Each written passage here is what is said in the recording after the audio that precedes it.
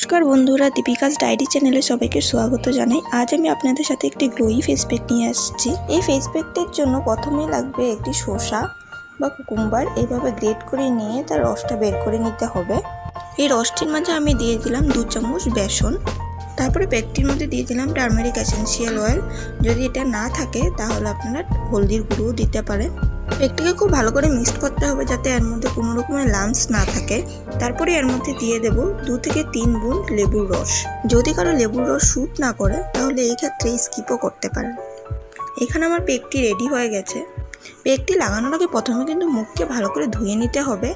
আমি এখানে দুধ দিয়ে মুখকে আগে ক্লিনজিং করেছি, তারপরে প্যাকটি ইউজ করেছি। প্যাকটি লাগানোর পরে 10 মিনিট রেখে তারপরে ফেসটা ওয়াশ করতে হবে।